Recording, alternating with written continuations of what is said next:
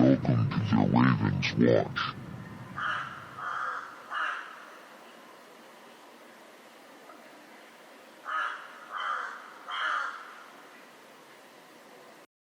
Welcome back, everyone, to another episode of the Ravens Watch. My guest today is Donnie Darkened. Donnie has one of my favorite Twitter pages, and he seems to have stumbled upon one of the more compelling stories that I've seen to date on Twitter. I'm always sure to keep up with his threads and always interested in the things that he's connecting. I would say that of the people on Twitter, Donnie Darkened is sort of a master dot connector. Donnie, before we get started, can you tell the people where to find you? Yes, appreciate the nice comments. You can reach me at twitter.com at Donnie Darkened. If for whatever reason that account gets suspended, which I anticipate that it might. I'm on my second strike, so third strike you're out is what I hear. I don't know if that's true or not, but in case that ever happens, you can reach me on Telegram at Donnie Darkened. The link is in my Twitter bio for that. Awesome. Yeah, I imagine, like all good accounts, you probably won't be around for very long. And really, with the way things are going in the political sphere, I thought it was imperative that I harass you into doing this show, because I really think that people are getting whisked up into the theatrics of politics. And I would like to preface this episode before we really get into it by saying this is about Donald Trump, but this is not necessarily about politics. And I am not a political character in the sense that I do follow along, and it is important to pay attention to what's happening in the world. But politics itself, to me, feels very much like a sort of a rubber mask on a bad guy. You know, it's sort of the Scooby-Doo villain of things, where if you pull back the mask of politics, something else more nefarious lies beneath it. And if you get too caught up in watching the puppeteer show that's happening, you're not going to pay attention to the person that's controlling them. And I think the other thing that I want to say before we get into it is that as far as Donald Trump goes, and I think I've even seen you say this, and please correct me if I'm wrong, but I'm a fan for the most part. I enjoy him. I like his stance on things economy related. I like his stance on things regarding bringing manufacturing back to the United States. But there is something much deeper going on here than politics. And am I right in that assessment, Donnie, that you're not exactly not a fan of the guy? Yeah, well, it's interesting because I was actually a very staunch Trump supporter. I voted for him in 2016, and I even voted for him in 2020. I like Trump personally. I think Trump is funny and entertaining, and I like to watch him. And I think it's really interesting to watch when he goes after the media and he goes after all these people. I think that's very entertaining, and I agree with him on a lot of politics, like economy-wise, like you were saying, you know, bringing jobs back, you know, all this stuff.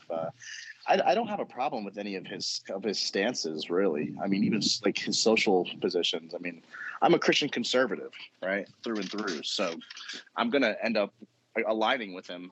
But, you know, one thing that I, you know, have to remember is that I can't let my personal feelings about the man blind me from the huge mountain of just perplexing things about him that raises a lot of very important questions, I think.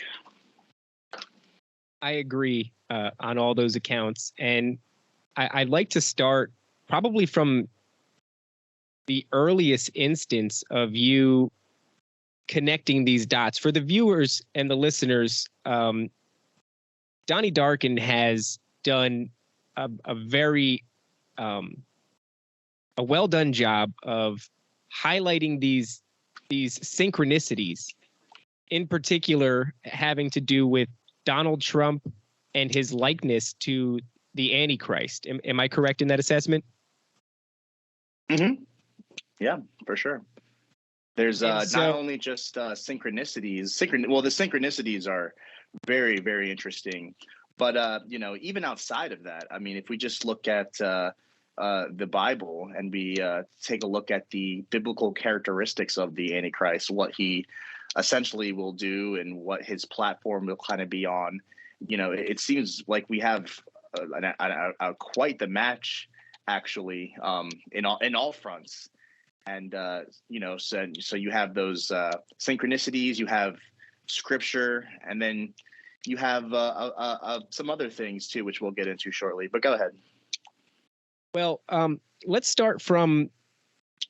I want to know what the first thing that caught your attention was, because this sort of thing has to, I imagine, kind of become a snowball, right? So there's a couple of things maybe that were on your radar, but then gradually this builds momentum and turns into the large body of work that people can find on your Twitter in regards to threads. So Donnie, what were the first things that piqued your interest and that made you think that something else was going on here?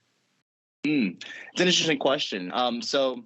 As I said, I voted for Trump in 2020, and it was around this time that I had started to really pay attention to the QAnon phenomenon.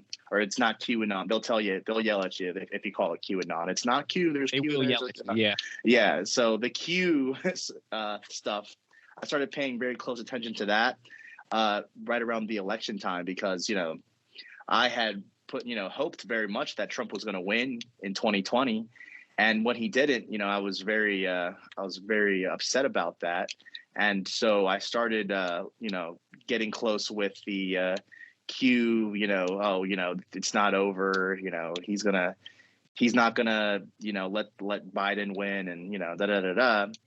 And as I started really exploring a lot of the Q stuff, I really started to notice a really core theme in a lot of this, which is this messianic theme that surrounds Trump very, very bizarrely in so many different ways. And it was really a YouTube channel that first piqued my interest in the question of could Trump be the Antichrist? My first reaction was, no, because I had sort of a mainstream view of what the Antichrist is, which is that, he is going to be more like an Obama type character who's, not very well received with Christians, and for the most part, especially Christian conservatives. I always thought, the Antichrist would be more of a left-leaning guy, a globalist, things like this nature, as most people do. And what really caught my interest was this YouTube channel called Angel White. And he's been doing work on this since 2016. I want to say even 2015. And I really highly recommend checking out the channel. I watched. What was it again? Angel White? Yeah, Angel White on YouTube. Yep. And he's got quite the. He doesn't post as much as he did, but he's got quite a lot of videos about some interesting synchronicities regarding Trump. So I started watching his videos, and I learned about all of these bizarre things, like especially regarding his birth and, the connection to the Babylon working ritual. Then I started looking into the moon child, and then I started learning about all the interesting connections and numerology surrounding him and his for example, he became president exactly 70 years, 7 months, and 7 days after his birth. And he was born exactly 700 days before the founding of Israel. And then, I started looking into the Israel connection with Trump and how he is viewed as a sort of champion and protector of Israel. And it's interesting because at first, I really was interested in the gematria. I was really interested in a lot of these more esoteric kind of things. And then I started really looking into it from a biblical lens. And I really started studying the Bible a lot more and giving a lot more credence to what that had to say. And there's a really interesting book called Rise of the Little Horn by Jonathan Dane. And in the book, he makes the claim that Donald Trump is the biblical Antichrist. And he goes over all the different scriptures in the Bible that, talk about the Antichrist, and shows very in great detail how Trump actually matches all the descriptions to a T. And it's a really good book. I highly recommend it. I read that book, and it's like a light switch turned on for me. I didn't want to believe it for a long time, because it was a really hard pill for me to swallow. I was a big time Trump supporter. I went to his rallies. I went to the January 6th thing. I left when things started getting out of hand, but Just in time. Oh yeah, but it goes to show, like, the level of support I had for the president. You know what I mean? A lot of people like to think that I'm this Trump hater. That's not the case at all. But yeah, and so it was a painful process, really, to kind of swallow this pill. But eventually it came to the point where there was just so much evidence that it was getting really hard to deny. And right around the end of, I want to say, 2021 is when I made this Twitter account. Yes, it was the end of 2021, I believe. And, I didn't really make it to try to really get many followers. It really made it to just kind of document all of the different evidences. And because, my wife was getting sick of hearing about it, so I had to, kind of tell somebody, right? So, I posted my first thread, and it did actually did pretty well. As far as how it was received, it was received, I would say, like 50% of people thought it was interesting, but weren't really compelled. And then about 50% of people said, like, basically, you're crazy. You know what I mean? Which I kind of expected. But it's interesting because, the claims I made, as time went on, the people who stuck around, and, obviously more people started following after. But as time went on, all the things that I, was talking about slowly started to happen, piece by piece. And things really started to make a lot of sense in regards to, the context of the past couple, I would say the past 2 years. And, I've been saying that, ever since Joe Biden took office, things are going to get worse and worse and worse and worse for the country.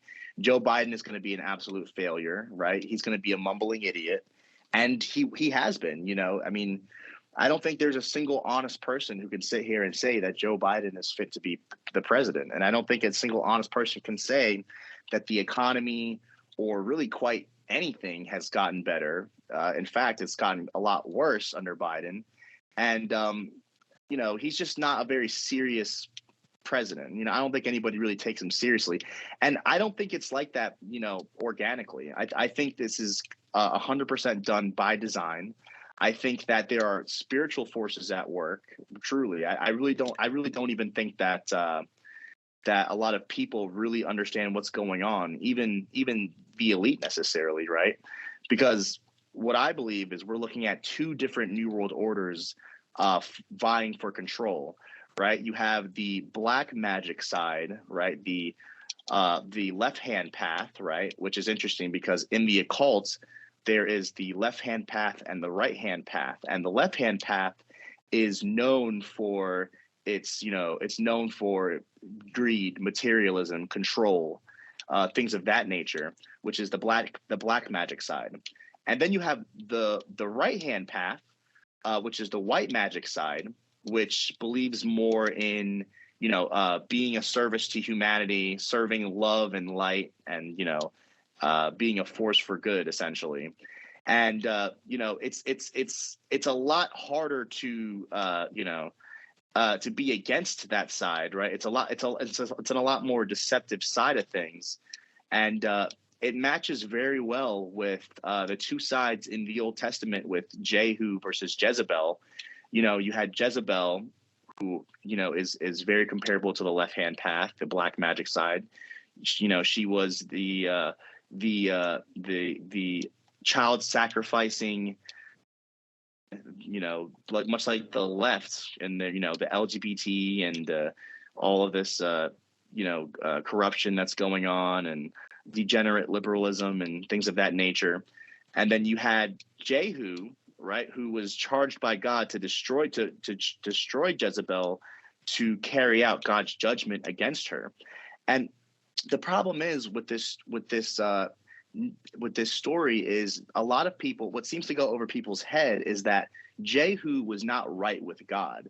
After Jehu destroyed Jezebel, he actually continued the national idol of the golden calf. And it was actually Jehu's sin that caused God to punish Israel.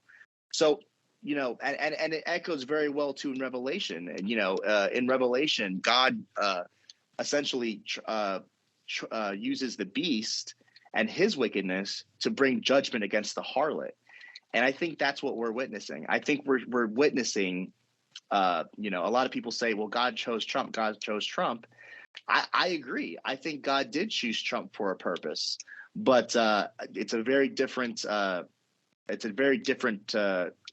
thing with what I'm saying, which is that, Trump is being used to destroy this evil system, but what's going to replace it is going to be this age of false light. And, that's what I think we see in this great awakening, which is interesting because the occult has been talking about a spiritual awakening for many, many years. You can look back to the works of the work of Helena Blavatsky, the founder of Theosophy, Alice Bailey, who was a student of Blavatsky's work. She founded Lucifer's Trust Foundation, and she wrote the book A Treatise on White Magic. And, that's essentially what all of these anti-globalist people are. They're essentially white magicians. And I think that people are heading into a very, very clever trick because I don't think that truly that the end game in all this is world domination for Satan, because, according to 2 Corinthians chapter 4, verse 4, Satan is already the lowercase g god of this world, right? And so, his end game isn't about, world domination or, the Great Reset and Klaus Schwab and all this. His end game is spiritual deception over God's people, over Christians, over the religious Jews in Israel. And that's who this deception is for. And I think that we're going to see the manifestation of this apostasy get worse and worse. And I think it's already gotten pretty worse. Trump is constantly compared to messianic figures like Abraham, Moses, King David, and in some cases, even Jesus Christ himself. And there's a lot of different examples of that. The persecution of Donald Trump, for example. I've been saying for the past 2 years that we would see the persecution of Donald Trump ramp up, and he would essentially be crucified in front of the whole country to mimic the crucifixion of Jesus. And I don't think he'll literally be crucified, but metaphorically, he's being crucified and persecuted by the state, just like Jesus was. And the same way that Jesus, died for, the sins of those who follow him, in the same way, Trump says all the time, they're not after me, they're after you. I'm just in their way. I'm doing this for you. I'm being persecuted for you. It's all very, very messianic. And, people, they don't just like Trump. People love him and they think that, he is anointed by God, and that we need to, and, there are essentially two sides. There's either you're with the deep state cabal or you're with Trump and God. Either you're with Satan and the deep state, or you're with Trump and God, essentially, is the two sides that people have made. And I think that ultimately this is a very, very powerful and clever deception in order to lure many unsuspecting Christians into the great lie spoken of in Thessalonians. So yeah, kind of rambling. So sorry if I just No. I I thought all that was excellent. There's so much there. And listening to sort of your path to these conclusions echoed so many of my own sentiments. I was very much into QAnon, probably 2019, and at that time it was difficult being into QAnon because you were very much ostracized. I've been a conspiracy theorist for 16 years, and this was the one thing that, like, sure, people got tired of me talking about things, but this was like people became off put by me. And I'm trying to tell them, well, there's something very compelling here with this Epstein's Island things and these drops, these Q drops, right, from somebody who is clearly military intelligence. And then there's the Anons. We alluded to it before, right? If you call them QAnons and they get all upset, and it's like, well, I have to call you that so that there's context for what I'm saying, or else nobody but them is going to understand what I'm saying. But there is the Anons, and they sort of muddy the waters with all their predictions and their analysis of what the drops mean. But I could still see that these drops were compelling and that they were from somebody who was in the know. And while I'm trying to express that to everybody, I'm getting a lot of pushback, and a lot of people are turning their backs on me, people that were close to me. And then suddenly COVID hits. And when COVID hits, the dust settles and QAnon sort of goes back underground because it had been suppressed pretty successfully by the social media algorithms, right? They didn't want anybody talking about that. And so while COVID gripped the country and the world, QAnon was swept under the rug. And then fast forward to where Elon buys Twitter, and that's where I first come back to Twitter. I actually was never on Twitter before, but I just wanted to see what was going on. And suddenly I saw all of these people espousing all of these ideas that would have otherwise had them banned. So I stuck around. And there were some characters that popped up on Twitter, and they were talking about really compelling issues. But underneath all of that chatter, the QAnon stuff started bubbling up again, on a pretty mainstream platform. And I started to kind of become suspicious because I had this feeling that it was a psychological operation, which it's embedded within their lore that it's a psychological operation. So Anons will tell you, oh, well, it is a psychological operation to wake up the nation, to wake up people and show them the truth. So it's really a genius move. You can't even tell them it's a psyop because they're just going to go, of course it is. That's the point. And so, but I had thought, no, this is directly in conjunction with Donald Trump. It painted him very much as a messianic figure, right? The savior of who more deserving of saving than children. And so I recognized that whether or not it was true, the emotional pull to Donald Trump as this savior character, if you were one of the people who would have otherwise been a conspiracy theorist, right? I like to think of conspiracy theorists as, society's critical thinkers. And our community is fractured because we're off on all these different things. I believe the earth is flat. I believe in QAnon. I believe the aliens are good. I believe the aliens are bad. But these people that are all in these separate camps, they're society's critical thinkers. That's how, maybe I'm giving myself too much credit when I say that. But I think that this thing did such an excellent job of captivating the attention of who would otherwise be the critical thinkers, and then also lulling them into this false sense of security of like, oh, the good guys are coming, and Donald Trump's one of the good guys. And when you have people who are typically used to calling out bullshit suddenly looking at Trump as a savior of some sort, that's where I was like, whoa, it's too perfect, right? You said it before. It's like this is orchestrated. Even Biden being in office and being such a miserable president is also in itself, it feels very orchestrated to me. It's so that people yearn for the good old days when Donald Trump was president. And there's a lot of elements, especially his persecution, right? You said that he's not going to be literally crucified, but he is for the audience, this is air quotes, sacrificing himself for us, and taking on all of these really flaky and really transparent accusations that anybody with half a brain can look at these things of Russian collusion, this and that, and, you know, incitement to violence for January. All of it is a sham. And I think that's designed, once again, to capture the part of society that is or would be otherwise critical thinkers, because you don't need to worry about, let's say, the political left. And I don't really take sides in the whole thing. It's very obvious to me that the left is on a rampage right now, but I believe the pendulum swings back and forth.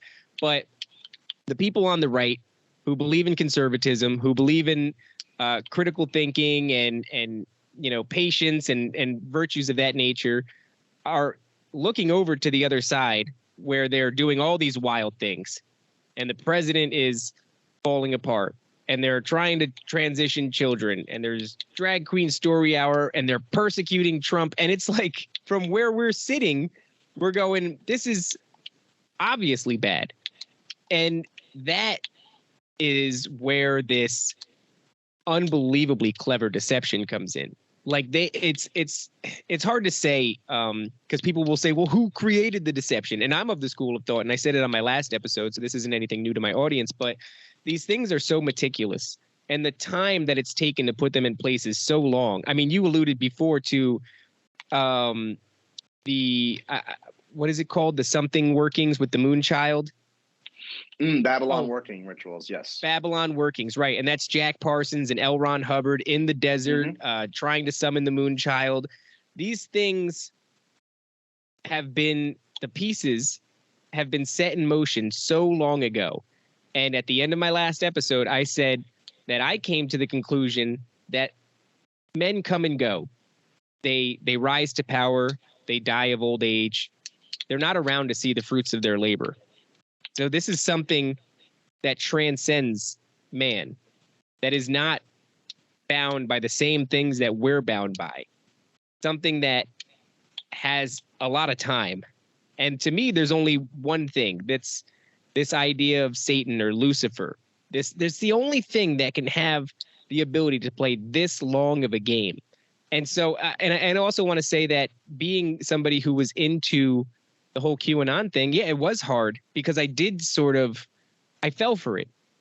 Not that children aren't being trafficked, right? That's not what we're saying here. There's human trafficking, there's child trafficking, and Epstein was real, and all that stuff is real. But like you said, this is the right hand coming to defeat the left hand and save the day, but both hands belong to the same thing. And I had to tango with that sort of disillusionment with Donald Trump as well, because I was looking at him like, I don't care that he says mean words, and I like his stance on a lot of things, and the nation's going to crap with all the, you know, gender ideology crap and everything. And so I did have very much a soft spot for him, coupled with the fact that he might be saving the children. And I had to pry myself off of that, very much like you. So it was interesting to hear you say all those things, because they mirrored a lot of my own experiences. And I think that the community that we're in on Twitter, where people like you or a lot of other really fun pages who are trying to sort of expose the darkness and shed some light on it, and just tell people to think for a second, to slow down and think. I think a lot of us came from a very similar place. Yeah. And, you know, you talked about the conspiracy theorists. And, you know, I have been into conspiracy theory since I was 15 years old. I'm 29 now, so that's about 14 years. You know, my first conspiracy theory was 9/11. You know, I got really sucked into the 9/11 truther rabbit hole. And, you know, from there, you know, learned about the Illuminati, learned about all these different things, yada, yada, yada.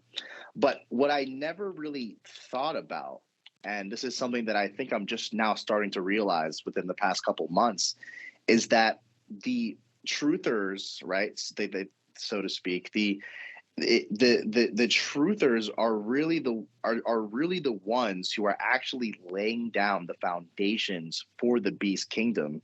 And this sounds kind of crazy when you think about it, but it is true, because you look at a lot of these new age conspiracy theorists like David Icke, David Wilcock, Jordan Maxwell, even Alex Jones. I would consider Alex Jones a new age conspiracy theorist, even though he claims to be Christian. They are all kind of saying the same thing, which is that essentially, because what's happening is they are exposing the the New World Order, and they are exposing all of these things because they're real, and the fact that they're real gives the New Age conspiracy theorists a very real power and validity in their prescription about what to do about these things. And what do they say that we need to do? Well, for example, David Icke, says we need to let go of religion. We need to let go of the idea of Jesus, and that he's coming back. And Alex Jones says people of all religions need to unite. We need to get together and fight back against these forces. And it's really interesting because I've always known that the New Age spiritual deception was a part of the New World Order in some way, but I never thought that the New Age spiritual agenda would be actually against the New World Order, which actually makes sense when you really, really look into a lot of famous occult writers like Alice Bailey, for example, who was actually a staunch nationalist. She opposed the New World Order and tyranny, and even was very critical of the Jewish power structure. And I find that very fascinating. But what I'm starting to really understand is that side, the white magic side, is leading many unsuspecting people who are just hungry for the truth, right? Because at the end of the day, that's all people are really looking for. People don't want to be deceived. But in trying to find the truth, we are actually being led into a major deception, and that is taking the form of the Great Awakening, the Trump delusion. And what you said about QAnon and then being like a psyop and all this stuff, I don't know if psyop is even the word I would use to describe QAnon, because what happens when everything QAnon said, or Q, or whatever you want to call it, what happens when the things that they've been saying come true, right? What happens when Trump does come back, and what happens when he does destroy the deep state, and what happens when he does hold all of these people accountable that have been doing so much harm to society and to the world? Vindication. Yeah, absolutely. He will be 100% vindicated, and people are going to wonder after him. People are going to be amazed by him. Right now, the only real opposition that I'm hearing from, the truther circles about Trump is, well, he's controlled opposition. He's promising to do all this stuff. He's promising to destroy the globalist New World Order, the Great Reset, but he's not actually going to do it. He's not actually going to do all these things. And that's really what I hear. But what happens when they're proven wrong? You see what I'm saying? Then it's like the deception is so much more powerful. And I think that what we're seeing really is biblical. I think that God really is using Trump to bring God's judgment against the current order, the current system, right? But that doesn't mean that Trump is right with God, and that doesn't mean that we should follow him, because, like I said, remember, Trump, God uses even the beast in Revelation. God is sovereign over all. He appoints kings. He is the one who is orchestrating everything. He's the one who is truly pulling all the strings here. And what he's doing is he's separating the wheat from the chaff, right? Because there's really two types of Christians out there. There's those who put their stake in the world. There are those who are afraid of losing what they have here on this world, and who have hope in the world and allow their hope for this world to lead them to trust in men, to trust in princes, because want to be optimistic, and I can understand wanting to be optimistic.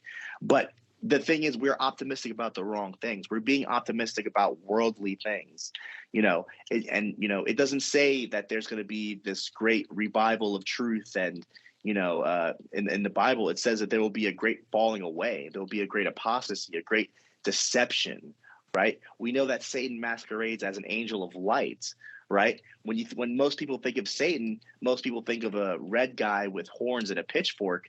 So most people expect to see the truest form of evil as a very overt and obvious outward appearance of evil, when really the truest form of evil is going to come as a savior, is going to come as a like the Bible says, an angel of light. So it's a very, very powerful deception, I think, is happening. And a lot of people, like I said, are not counting on Trump to do all these things that he's promising to do. But I do think that he is going to start to fulfill a lot of these things. And a lot of the naysayers are going to be proven wrong. And we're going to see a lot of people change their tune on Trump. Now, as far as the godless, degenerate left, I don't think that they will ever see Trump in a positive way. But remember that, this deception is not for the unbelievers, right? Satan has no reason to deceive the godless, degenerate left, because they're already living in rebellion to God. They're already, on the path that leads to destruction. What Satan wants to do is he wants to make Christians fall from grace. And that means he would have to appeal to the Christian conservative kind of view rather than the liberal side that, is in control of the media and all that. And like you said, the pendulum is swinging. And I believe we are going to see a major pendulum swing coming very soon that will knock the Great Reset off its hinges. Yeah, we spoke before about the whole vindication thing, and that is what's really alarming to me is even if, let's say, Trump wasn't the Antichrist and this has nothing to do with the end times, you would still have to tango with if the Anons of QAnon are vindicated and Trump does do and expose all of the things or most of the things that they expect him to, the amount of power that man would then have over the minds of Americans, especially Christian conservative Americans, would be undeniable. You almost couldn't fault people for falling head over heels for him and following him to the ends of the earth after that. And that is, like I said, we're removing even the biblical context, the Antichrist context. Absolute power corrupts absolutely. And I just couldn't imagine what a person like Donald Trump would lead his followers to do, especially after the vindication. What about all the people that persecuted him, right? What about the left who he's been railing against for the things that they've been doing, both politically and culturally, right? What about the kids and what they've been exposed to? That level of vindication would light a fire under people, and that alone scares me.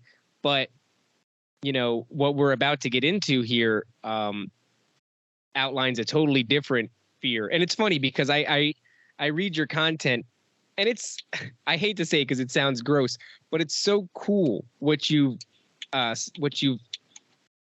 discovered here and what you're sharing with people on Twitter. And like you said, you'd been helped along this path by the YouTubers that you mentioned and the author that you mentioned. But now you're one of the loudest voices on Twitter in regards to this subject.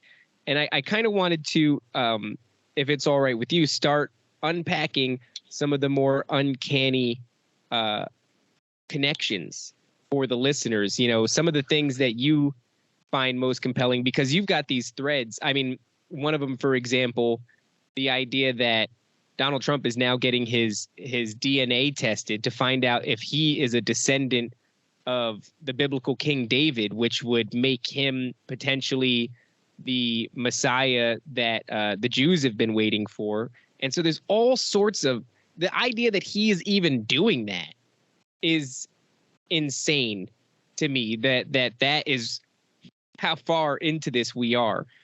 So, Donnie, do you think that you could start to tell us a little bit about those connections? Yeah. So there's, it's hard because it's hard to try to figure out where to even begin with a lot of these. And I think the best place to start would be at, Trump's birth, personally, because number one, it goes to show that there has been this effort for a very long time. And it also points out kind of the nature of a lot of this stuff. Like even with the predictive programming, which I've outlined many examples on my Twitter. But one of the big ones is, the books by Ingersoll Lockwood, Barron Trump's Marvelous Underground Journey. And he would go on to write another book called The Last President. And the plot of the book is eerily similar to the plot we see unfolding with Donald Trump, with a businessman from New York who decides to run for president, and people start rioting in the streets against him. It's a lot of things are very eerie there. If I could interject for a moment, yeah. It's my understanding that in that book, these are old books for the listeners. Ingersoll Lockwood's The Last President and The Adventures of Little Baron Trump, or something to that extent. And within those books, it's my understanding that the building that the character in the book owns is the same address as the location of Trump Towers in New York City. They share an address. Yeah, there's a lot of really weird stuff and my opinion on those books is I almost feel like they can't be. I would sooner believe that they were made recently and left for someone to discover organically. Or so it's so strange to me. It's so strange, but I'm sorry to interrupt. Please go on.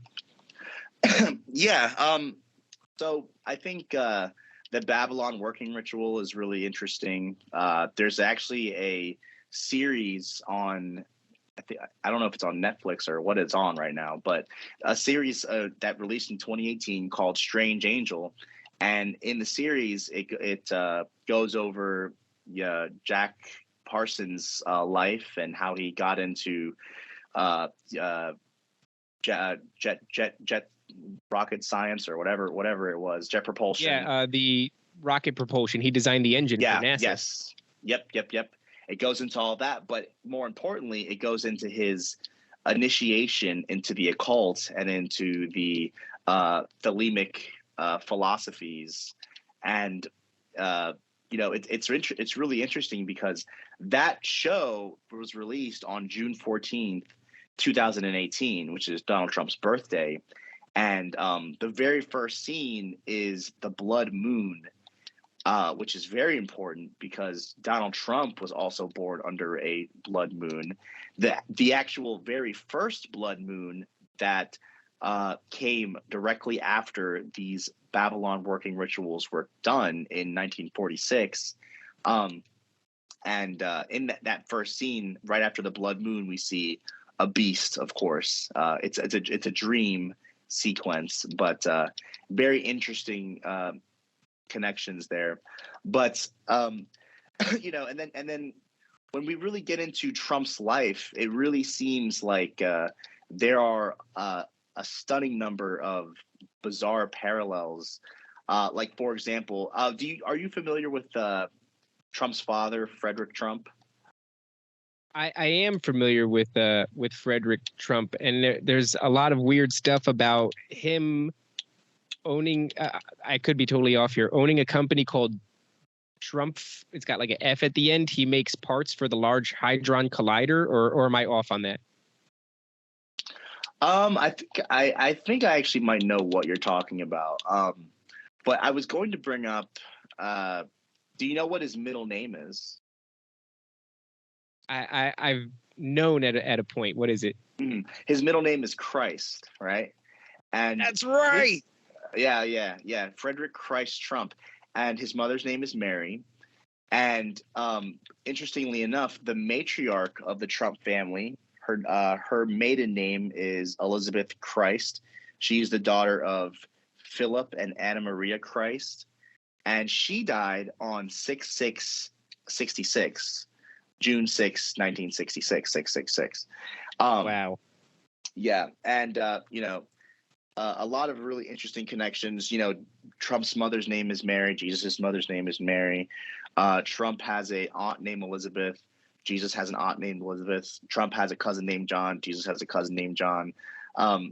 There's just so much. And then the way that Trump is literally being, kind of brought up as this messianic figure. I mean, people are, we have so many evangelical pastors even who are prophesying about Trump, and they're saying that they're getting direct messages from God Himself, saying, Trump is my David. I have anointed Trump, and it's all really, really bizarre stuff. But it's very fascinating to see. It's interesting because a lot of the occult connections, I've kind of been less interested in ever since I've really started to look into a lot of the biblical justifications for what I'm saying, and the spiritual deception that is really at play here that people need to be careful of. And it really all boils down to trusting, putting your trust in men, which Jesus warned us about. Scripture warns quite literally against putting your trust in men. It says that cursed is the one who puts their trust in man, who makes flesh who makes flesh their armor. It talks about how we absolutely all have fallen short. All are, there's none righteous, no, not one. And this really goes into, I think, one of the major problems with a lot of people who are just looking for the truth. I get that. But the problem is when we start to always point at all of the evil that in the world, like we're pointing at George Soros, we're pointing at, all these evil elite people. And that's okay. But what the problem is, we got to be very careful that we're not missing, the evil and wickedness in our own hearts, right? Because that's what the Bible is warns about. We can sit here and talk about the elite and all the evil things they're doing all day, but if we're completely, missing the evil and wickedness in our own hearts, then it doesn't help us at all. We're in the same spiritual darkness that the elites are even in. And so, we see this rise in, conspiracy theory. People are waking up, this awakening that's happening. People are waking up to sort of the dark forces behind this system. And I think that, the veil is being is being revealed. It's being exposed, and it's being broken. Even Trump has said the other day that the veil is broken now. He said that the seal is broken on another one, and we're going to keep seeing things being exposed. We're going to keep seeing this current order and all its players being exposed, and a lot of stuff brought to light, like Q says, from darkness to light, or from dark to light. And that stems back to a Masonic phrase, from darkness to light. Because what's happening is, Satan is revealing his darkness, that the darkness that he created, so that he can offer his false light solution. It's like classic Hegelian dialectic. And you said you wanted to talk about, connections and things like that. There's a lot of them. It's really hard to know where to kind of start with a lot of the stuff. But I highly recommend just looking at my page. I have just threads upon threads of really interesting connections and strange coincidences and all that. But what I Was really there want to any of hammer them? home, Mhm. Go ahead. Was there any of those connections that sort of, because in my experience and the research that I've done, there are magnitudes, right, of uh, connections that you make. Some of them make you go, and other ones make you go like, oh. And would you say that there's got to be more than a couple, right, that have kind of really blown your hair back when you fit the puzzle pieces in, right? And before we get into that, I also want to say that I came in. I often say that my relationship with God and Christ, I sort of slipped in through the back door, and by that I mean like I never subscribed to the New Age ideologies, and I certainly kind of felt like they were a little woo-woo. I was never into meditating and crystals and Christ consciousness or anything like that. But really, I came in through the dark. Like I was very sure that I was seeing these fingerprints of the devil, left across Hollywood and left across the music industry and, world events. I knew that I was seeing something there, and I knew that if there was that side of the coin, then the flip side of the coin had to be real too. And for a while, I wasn't sure if the darkness was real or if the elites just believed it was real. Kind of that idiom or that expression of like, it doesn't matter what you believe, they believe it's real. That kind of a saying. I didn't know if I was seeing that or if I was seeing genuine, evil. And I was lucky enough, or I was blessed, honestly, that I was allowed to see this dark entity that was tormenting myself and my family. I had slipped into a depressive state. I wasn't taking care of my duties as a husband and as a father, and I really started to sort of fall off the wagon. And I think that there are things out there, and they do feed on that state of mind. And eventually, these happenings all came to a head where I saw something in a dream, but my son and my wife also saw it in their dreams. And when that happened, I was so desperate that for the first time in my life, not the first time in my life, for the first time in my life, I prayed out of desperation to Jesus Christ. And these things stopped immediately. And so then I go on this path where I find that, we have authority using the name of Jesus Christ. The name of Jesus Christ is incredibly important, and it gives us authority over these dark entities. And I have a Bible. I have a King James version, but the language is, I suck at reading. I really should read it, but it's just like the language is so dense, and it becomes easy for me to like lose track. And I open it up every once in a while and I try again, but for some reason I just struggle to pay attention to it. I'm actually going into the book of Enoch just because I've heard a lot about it, and I feel like if I go through that, the language will kind of warm me up, and then I can hop back into the King James version, although I don't know if that's the best place to start. That's what I've been told is the best place to start. But it's very, I never thought that I would be this person, right? Like as a kid, I was, like you said, 9/11. I was very much into anonymous. I was skeptical, but I was still looking at this Galactic Federation of Light, these people that were on the internet talking about they were aliens from the Pleiadians or something like that. And I had a life full of strange experience that informed all these interests. And I just never imagined that I would end up being like, whatever happens at the end of the day, Christ is the way. This is very much where I am at this point in my life. And it's, you see it in the media, like you're allowed to dunk on Christianity.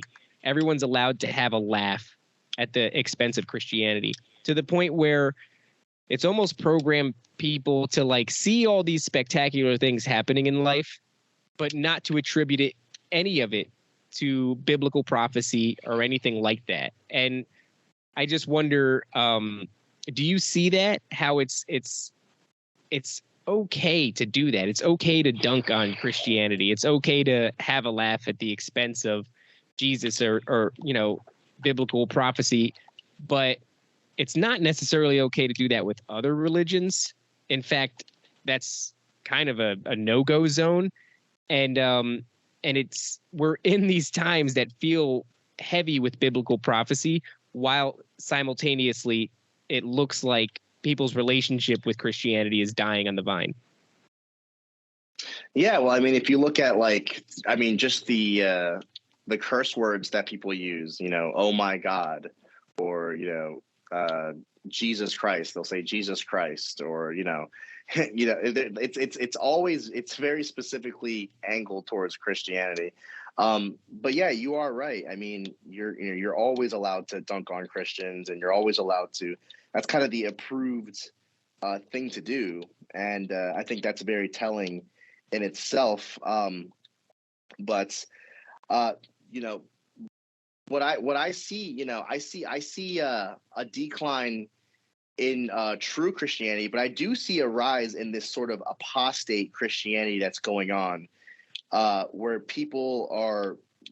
It's very much like the NAR, the deliverance types, and a lot of them are really the ones who are, pushing for this seven mountain mandate, dominion theology, kingdom now theology, bringing the kingdom of God to earth. And I think that it's interesting because in the Bible it says that in the last days people will not adhere to sound doctrine, but rather will take doctrines of devils. And it's one thing to simply say the name of Jesus, just simply to call out to him, but it's another thing to be a disciple of Jesus. It's another thing to be a follower of Jesus and to live the way Jesus commands us to live. People who just utter his name, they're not going to see the kingdom of heaven unless they do the will of the Father.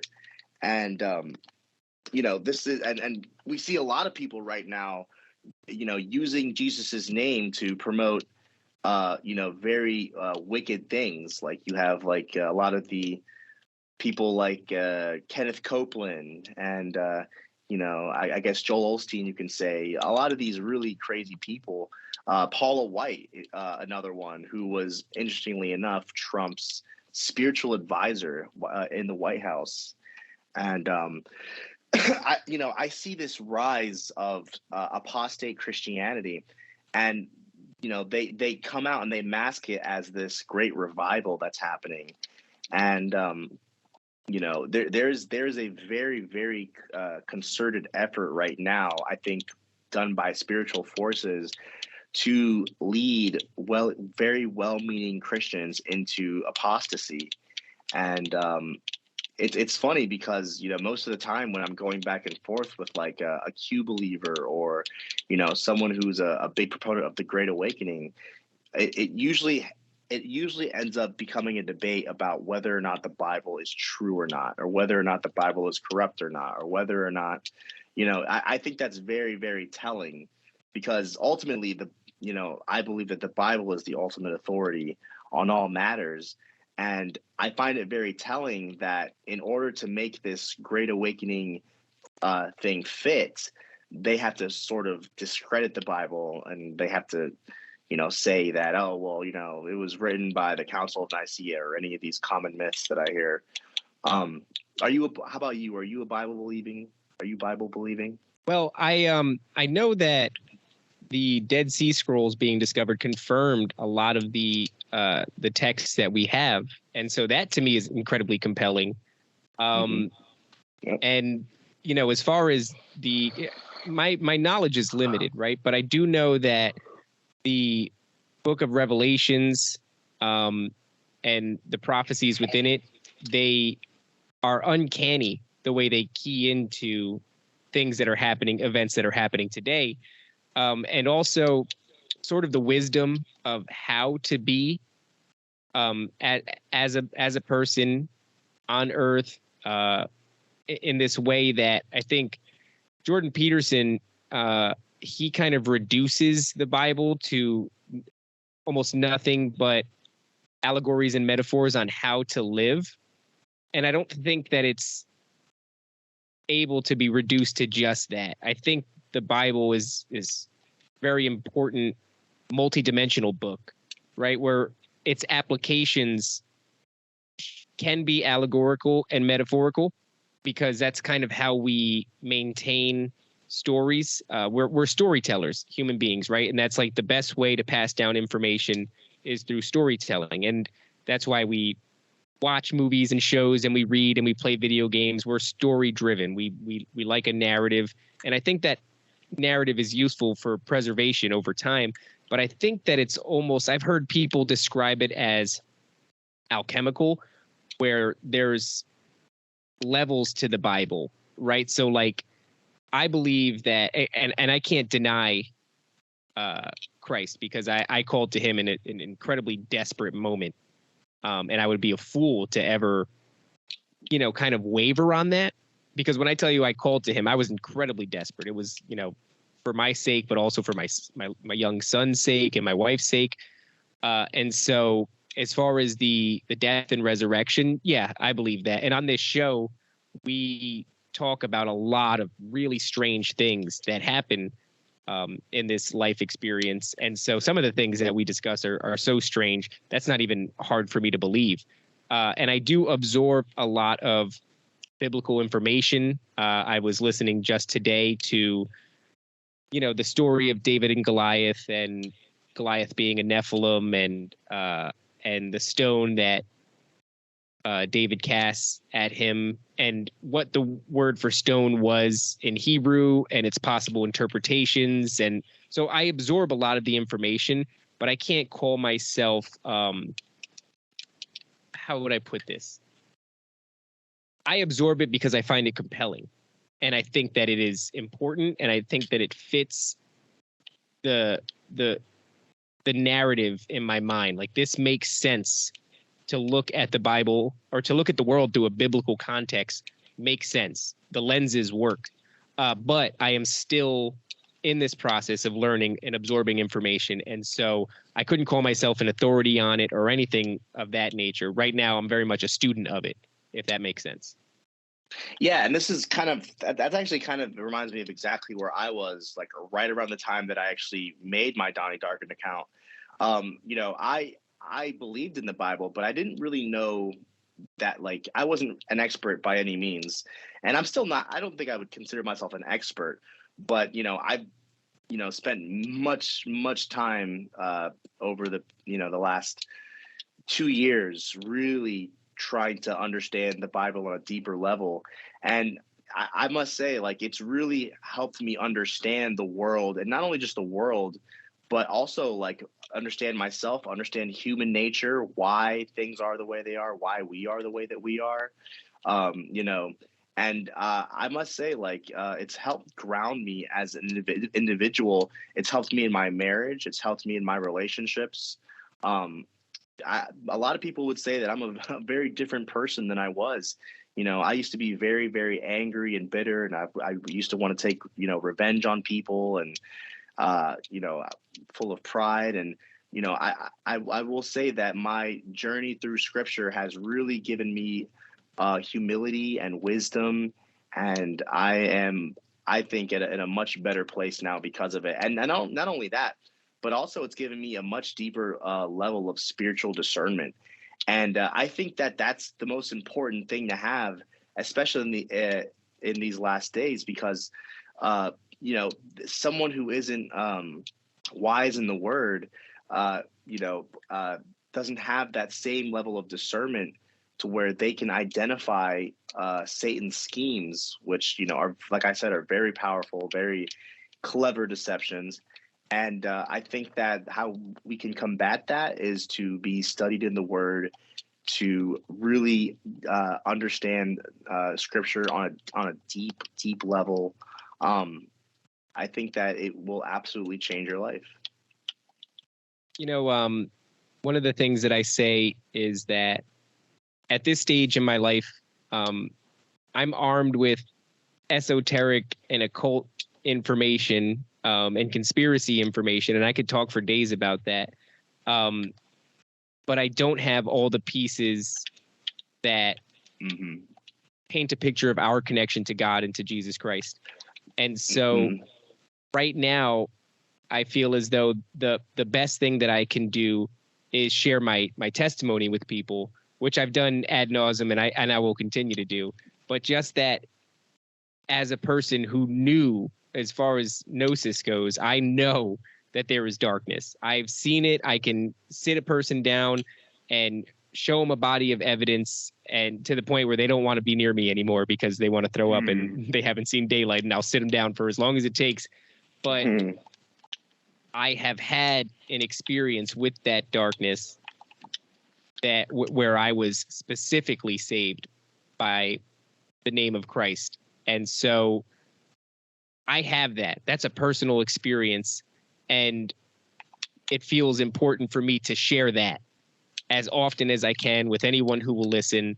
This idea that there is 100%, you know, there's like all these people, right? They're out in the world, they're wearing Wiccan shirts and pentagrams, and they have tattoos that they don't know the meaning to, and they listen to stuff that's completely immersed and saturated with satanic messaging and all this stuff, and they'll use Ouija boards, and they'll go on ghost hunts, and they'll do all that stuff because it's fun to them. And for some reason, in the opposite side of their mind, there's no place for the biblical context and for Christianity. And I feel like it's my job, armed with basically the testimony that I have, to tell people, like, there is two sides to the coin. And if you're dumping all your energy into the darkness, then there's nothing of you that's going towards the light.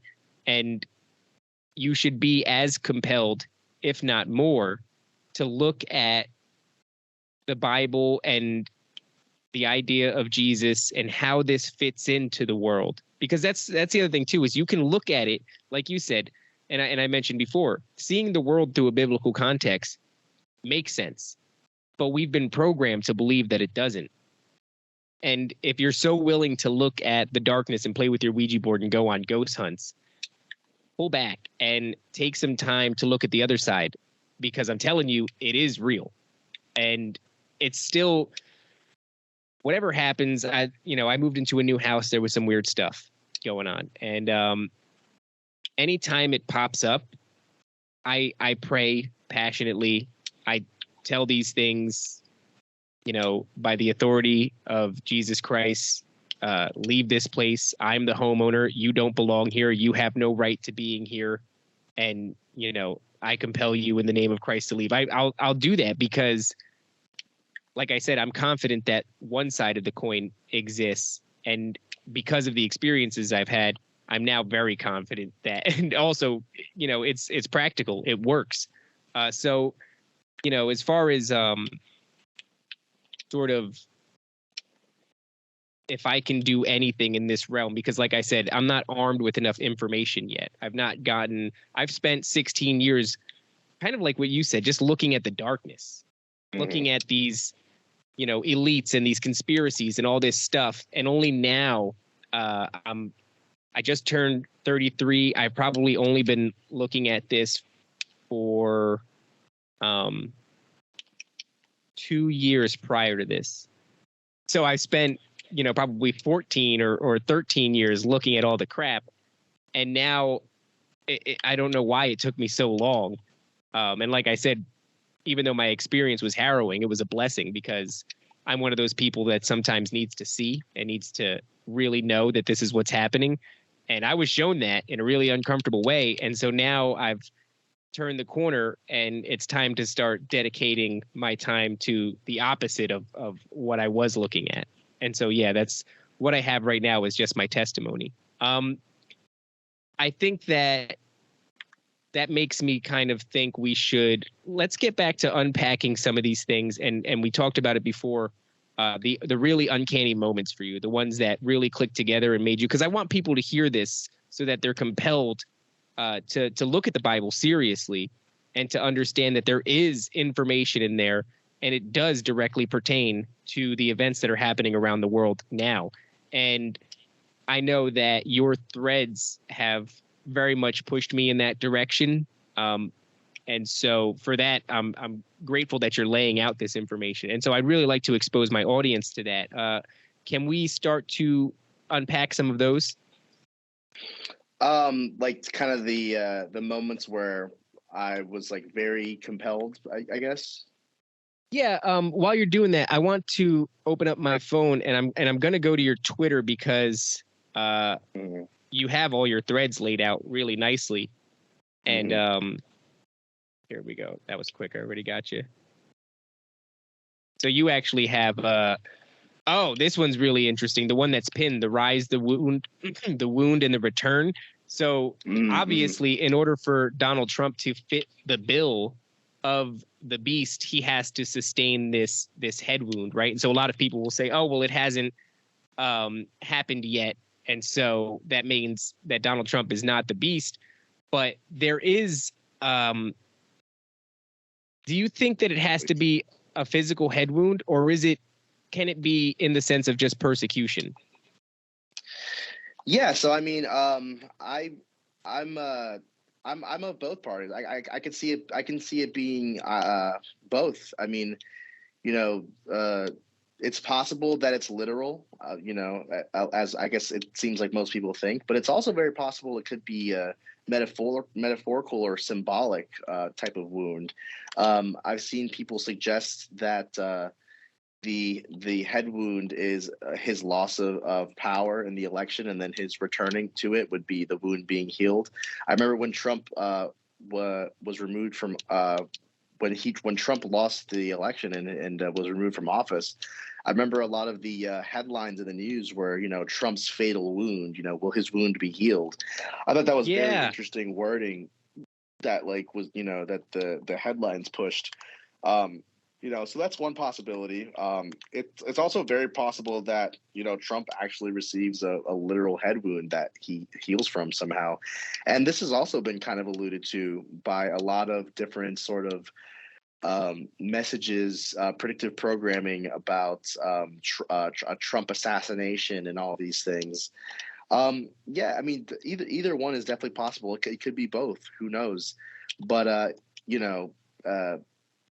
one of the challenges when it comes to eschatology and Bible prophecy is not getting too attached to one way of thinking. Because a lot of people say I get a lot of people who reply. And a really good friend of mine, he's pretty much on board with Trump being the Antichrist, but then he was like he changed his mind because he's like, oh well, Revelation says that the beast rises from the bottomless pit, so he's like, unless we see a man rising from a literal a pit, it's not him. But it's like, yeah, but is the bottomless pit an actual literal bottom? Like, are we going to literally see a man come out of a literal bottomless pit in front of the whole world, or is that bottomless pit is the beast rising from the pit metaphorical or symbolic, right? I really don't see a man literally rising from a pit and then going and doing all these things and then people following him. I mean, that just doesn't sound very realistic to me. You know what I mean? There was something that I think you said it, and it has to do with the name of his. I don't know if it's his. I guess it's his house, Mar-a-Lago, and what the translation of Mar-a-Lago means. Something to do with a lake and how that applies to the description of where the beast comes from. Is that ringing a bell? Yeah. So Mar-a-Lago it literally translates to sea to lake, and which is interesting because in Revelation, the beast rises from the sea and then ends up in the lake. So it's like sea to lake. I thought that was really interesting how that kind of lines up. Also, something else interesting is in the Bible, the part that talks about the little horn, which is the Antichrist, is Daniel chapter 7, verse 21 to 25. And the Trump Tower has multiple addresses. It's located on 721 to 725 North Fifth Avenue, Manhattan, which completely parallels the verse talking about the little horn, which is the Antichrist. The word Trump, a Trump is literally a little horn. Interestingly enough, Wow. yeah, a Trump is a little horn, and then in the Bible it talks about the last trump, at the in the twinkling of an eye at the last trump, and even the word Trump itself, the word Donald or the name Donald in Scottish Gaelic means world ruler. Yeah. The word Trump means it can mean to beat or to usurp, and it can mean like a trump card, right? The ace up the sleeve, right? It can also the word trumpery actually comes from the French word tromper, which means to deceive. Interestingly enough, It is interesting. yeah. So a lot of really interesting connections with his name. His name actually. His name, when you translate the name Donald John Trump and you translate it to Hebrew and you put it in to Hebrew gematria, and you combine the three Hebrew gematria, the values of them, you get 666. There's a lot of instances of 666 connections surrounding Donald Trump. If you just go into my Twitter and you just type in 666, you'll see so much. I think just recently it came out on the news that his campaign raised $66.6 million in 6 months, I think was the headline. I thought that was interesting.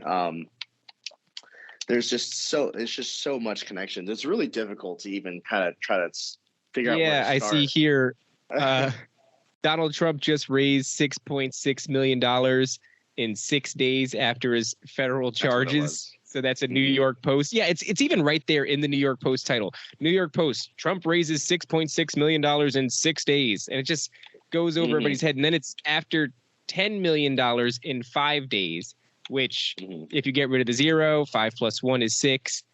So there's just this never ending sixes. Here we go.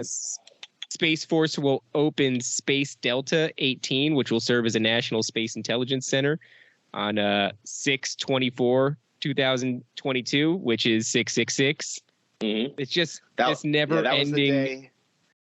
That was a very big day, actually. June 24th, 2022. That was the day that the Roe v. Wade got repealed, and that's also the day that Q returned. I believe it was exactly 1776 days after their last post, or was it 666? That it says there on the thread. I can't recall all the numerical connections off the top of my head, although I remember. It's insane the amount that you have, though. Donald Trump signed the Abraham Accords peace deal on 9/15/2020. Exactly 666 days later, Biden would arrive in Israel to sign the Jerusalem Declaration the following day on June 14th, the day of Ivana's death. It's this never-ending, dude.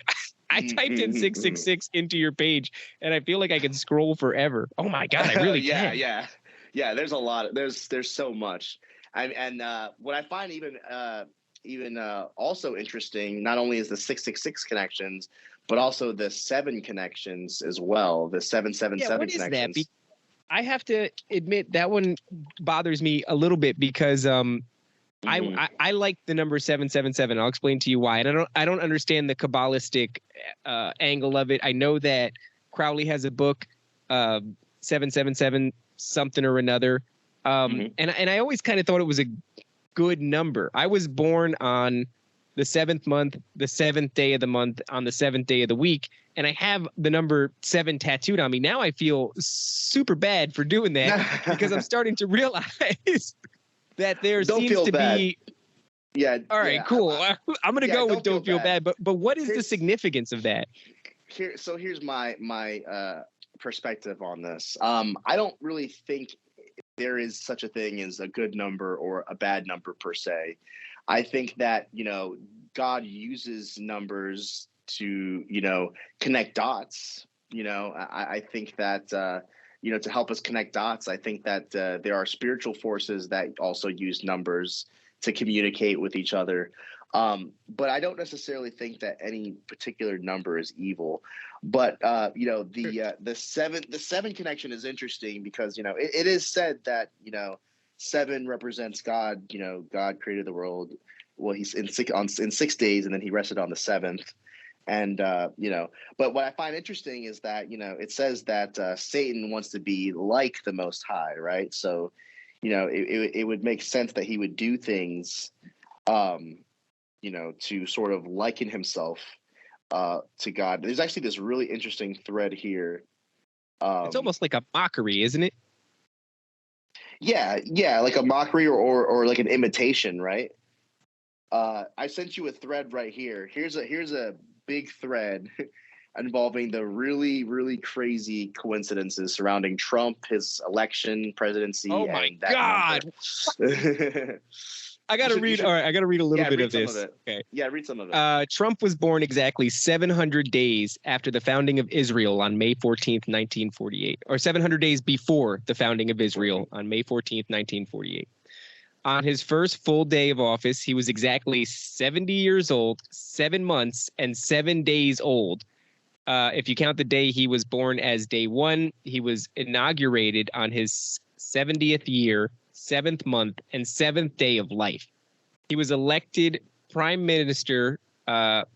He was elected on Prime Minister Netanyahu's 7th year, 7th month, and 7th full day in office. Damn. Netanyahu was sworn in just before midnight on March 31st, 2009. His first full day in office was April 1st, 2009.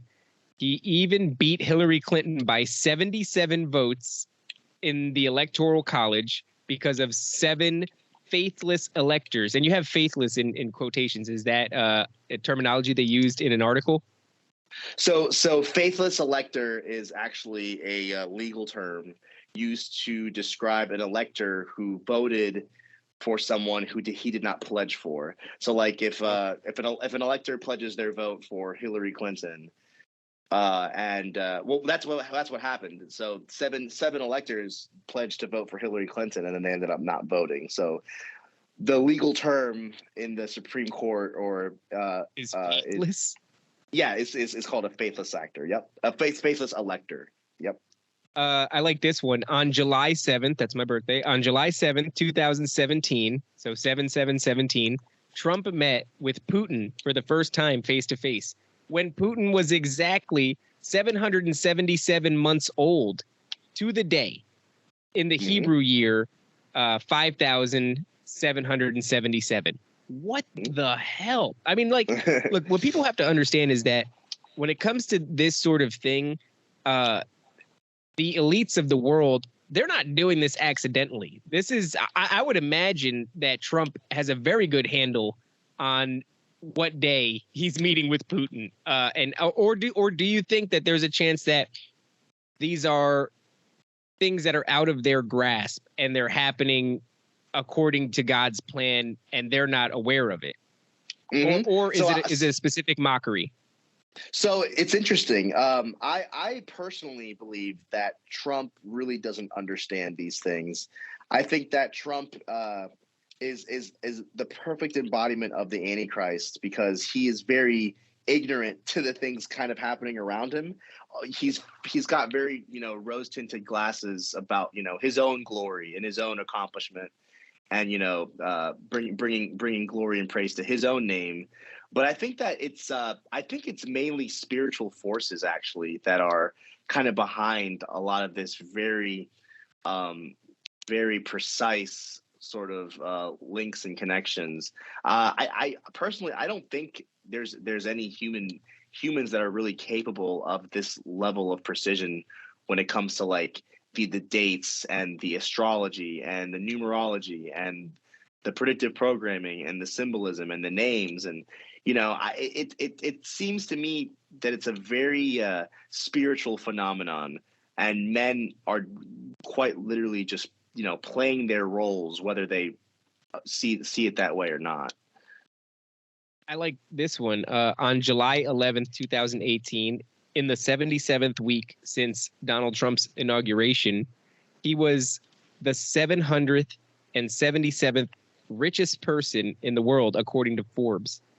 Mm-hmm. That is bizarre. On Trump's 700th day in office, his defense secretary, Jim Mattis, resigned on the day that Israel turned 70 years, 7 months, and 7 days old. He was due to depart exactly 70 days later on February 28th, 2019, on Donald Trump's 770th day in office. I mean, so Mm-hmm. do you feel like if Donald Trump saw your threads, he'd be like, "Holy crap, dude! I didn't even know that."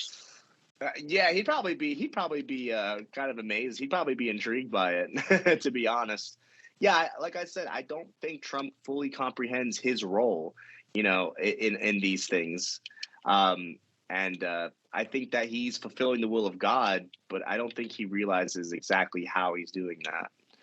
But I mean, I could be wrong about that, but that's what it seems to be for me personally. Man, it's really kind of disturbing a little bit. You know what I mean? Oh, Yeah. This one's really good. You sent me the one of the eclipses. Mm-hmm. Can you unpack that a little bit? Yeah. So the two great American eclipses, which is a once in a lifetime phenomena, which is the first eclipse, total solar eclipse, happened on August 21st, 2017, and the second one will appear April 8th, 2024, and they both form an X directly across the country. The eclipses occurred exactly 7 months into Trump's presidency. The time between the eclipses is exactly 6 years, 6 months, 6 weeks, and 6 days. If you add the small, if you add the days first. If you add the days first, then you will get. Then that's what you will come to. So. Which is really interesting because in the exact middle of the time periods, we have the date December. I want to say December 14th. Does it say? It says it on the thread here. Yes, December 14th, 2020 was the exact midpoint between the eclipses, and on that day, the first COVID vaccine was administered in the United States. Number 2, Joe Biden was declared the winner of the 2020 election. And number 3, there was the same day? Total eclipse. Yes, all on this day. The exact. And there was a total eclipse on that day. Yeah, on that day, there was a total solar eclipse over South America. All on that day, December 14th, 2020. And interestingly enough, the exact points, the location where the two eclipses meet, where the X kind of connects, is a place called Carbondale, Illinois, right? And carbon has 6 neutrons, 6 electrons, and 6 protons. Number 1. Number 2, the town of Carbondale is also referred to as Little Egypt. It's close to a place called Cairo, and there is that arch. There's a big arch that looks like a gateway in that city. And Angel White, I think it's Angel White, is the one who has some really interesting stuff on this. Angel White, or it was Solid Lion Productions. Oh, that's another one I highly recommend too. Solid Lion Productions. They have some really good. Yeah, like a lion. Yep. Solid Lion Production. That's another really good one. They have a lot of really interesting. If you like all that like connection stuff, like you would love Solid Line Productions YouTube page because they get into all that stuff. You Surrounding have Trump something and- here where he's, and I remember them making fun of him for this. He was staring up at the eclipse. Yeah, And he had no glasses on.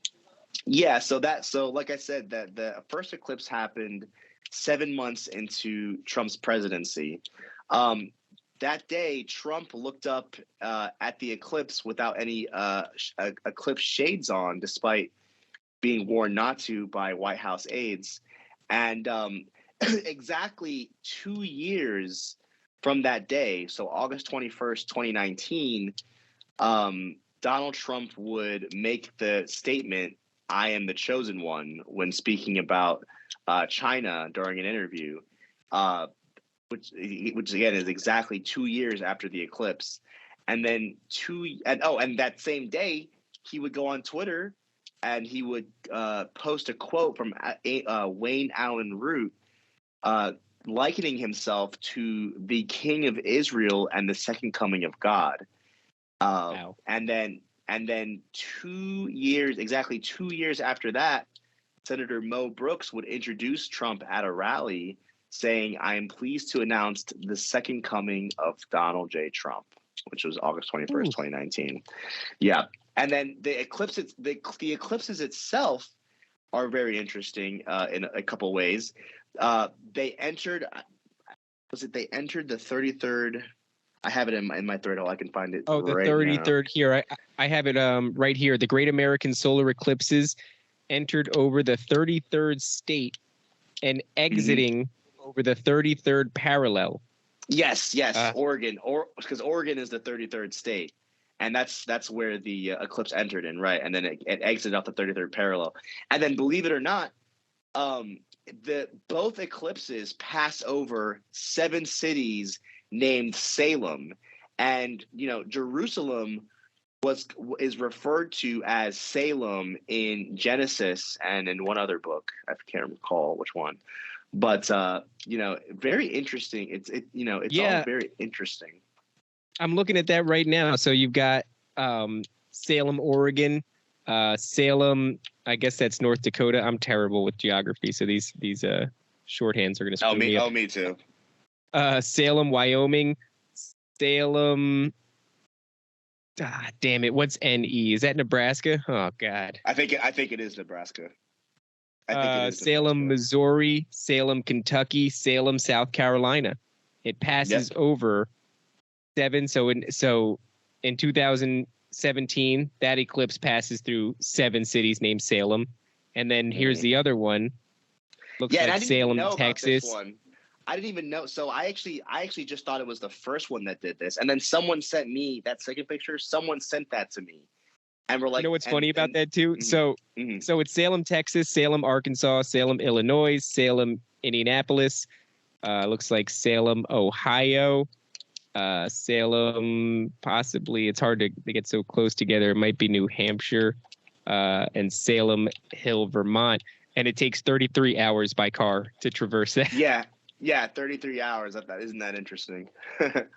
Yeah, so there's a lot of really, really fascinating things. One of the biggest. It's bizarre. One of my biggest threads that I made back in 2022 was talking about Pluto's return. Have you seen that? Pluto's return? No, that doesn't sound familiar. Oh yeah, see that's an OG one. Here, let me send you the thread. You might be able to beat me to it. Right now I'm looking at that Baron Trump's marvelous underground journey. So bizarre, man. Oh yeah. I just sent you the Pluto's return one. All right, so let's see here on 2/22/22. So that's February 22nd, 2022. Will be a once in a 248-year event.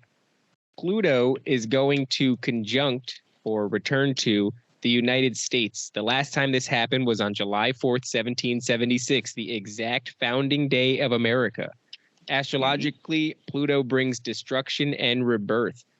When Rome fell, Pluto returned. Oh, that's cool, dude. And then guess what first happened? Return. Yeah, and then guess what happened on that date? So I wrote that thread before, like I think 5 days before that date, and then guess what happens on that date? Wait, let me just see the day again. 2/22. Is that no? What is it? I don't know. That's the day that Putin started moving troops to surround Donbass. Oh, wow. Yeah, that was the beginning of the Russia-Ukraine conflict. That was literally the day, Which 2/22, we're that he still started. waiting to. History might say that was the beginning of World War III. Yeah, exactly, absolutely, and it lays so much credence to what I've been talking about destruction and rebirth. I mean, that's what this is really all about. Destroying this current order and the rebirth of the new awakened age of Lucifer. And Right. it's funny. Have you seen Marina Abramovic? What she said about Trump? Oh, yeah. She said something actually. She wasn't fond of him. There was a reason. She likened him to some sort of negative character, right? So I just sent you two clips about her talking about Trump. If I don't know if can you play videos, or is that? Oh, that's it. Well, actually, yeah. You know what? Let me pause this, and you can actually. There's a button in the bottom right hand corner. It says share screen. So get whatever it is that you want to show me, and then when you In the got it right-hand on your corner, screen, yeah, hit share screen. share screen. Yeah, that's right. Okay. I remember expecting Marina to say something negative about him, and instead she sort of sang his praises, right? Yeah, I think. Can you see it? Can you see? I can see it. Yeah, so let's hit play on that. Let's see if it plays.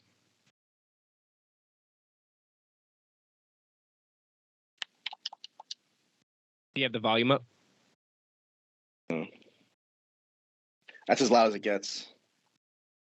Oh, that's weird. It's Well, not okay. Well, I've done this before and it did play. I don't know why the volume's not raising on it. So what would be the gist of it then? Because she said so that he yeah, I'll go over it. So in what Marina's talking about is she was in actually, Lapland. Donnie, can we Mhm. first tell the audience who Marina is? Oh Because that is yes, important context. yeah. So she got very famous.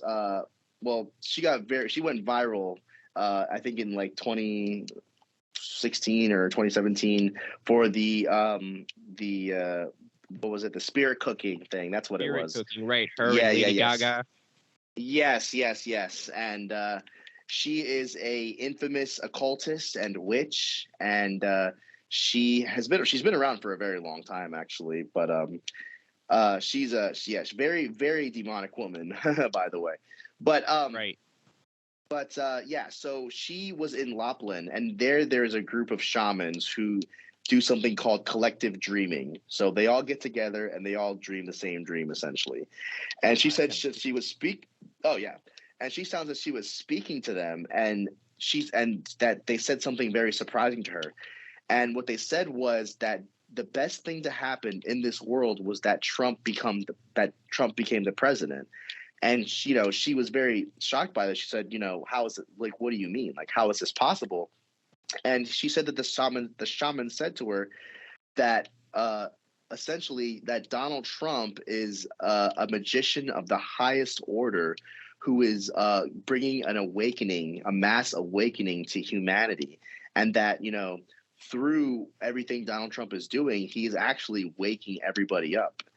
And I thought that was very interesting that she said this. And not only did she say it once, but she said it twice. She said it on that second clip I sent you when she was in the car with that guy who looks familiar. That I don't remember his name. But and it lines up very well with what I've been saying, which is that there is this false awakening, this false new age spiritual awakening that's rising, And alongside of it will rise this white magic side, as they call it, the white hats, right? And no Right. Yeah, wonder they that's call it the exactly white what they hats. call it. And yeah, Mm-hmm. in QAnon, I don't give a damn. I'm saying QAnon. I don't care how mad they get. But Yeah. in QAnon, yeah, it's the white hats are operating behind the scenes, and they're going to save everybody. Yeah, and then they're fighting the black hats. That's literally what it is. It's white magicians versus black magicians. And and it's like you can be a white magician and still be in complete rebellion to God. You know what I mean? You can point out all of these, corrupt things and still be just as evil and satanic as, the black magic side as well. I But think that I thought that was really interesting that she said that. yeah, it definitely is because she's been a character that's been on my radar since the spirit cooking thing.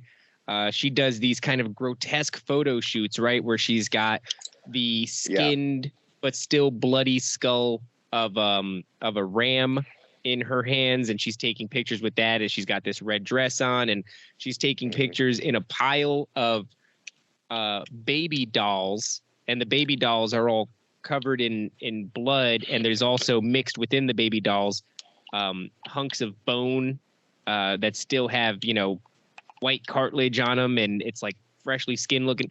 But she gets away with everything because it's like, oh, she's an artist, right? And so she's just doing her art, and it's free to be interpreted however you see fit. And she's doing these really unsettling sort of art pieces, I suppose, where she's forehead to forehead with Jay-Z. A lot of these. Mm-hmm. She's a witch. I mean, it doesn't take anybody with a half a brain to look in from the outside and go, oh yeah, that lady's totally a witch.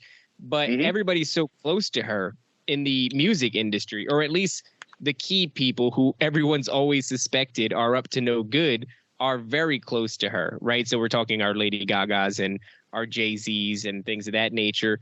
And then all of a sudden she's endorsing Trump, which is very strange. I mean, through any other context, it's strange. But once you put on a biblical lens, then all of a sudden you're like, oh, that's not strange at all. That makes total sense. Mm-hmm. So I don't think that Marina herself endorses Trump. I don't think that Marina herself, but I think what's happening with that is I think even she's a little bit not confused, but she doesn't really understand the full scope of what those shamans were talking about. But I don't think that she endorses Trump. Like if she was probably asked what she thinks about Trump, she probably would disavow Trump. But I think what's important here is, what the shamans were saying and, how it connects so well with, exactly what I've been warning about. But yeah, it's interesting stuff. Very interesting stuff. Donnie, I want to ask you, we're getting here close to the 2-hour mark, and I think a good final question or final thoughts would be, to a lot of people, especially people who aren't familiar with the Bible and don't see this as a threat, they're going to see what was the expression you used? Sort of like a false time of peace. Right. So we could well enter this false peace heralded in by Donald Trump. And to people that don't have context, that doesn't sound so bad.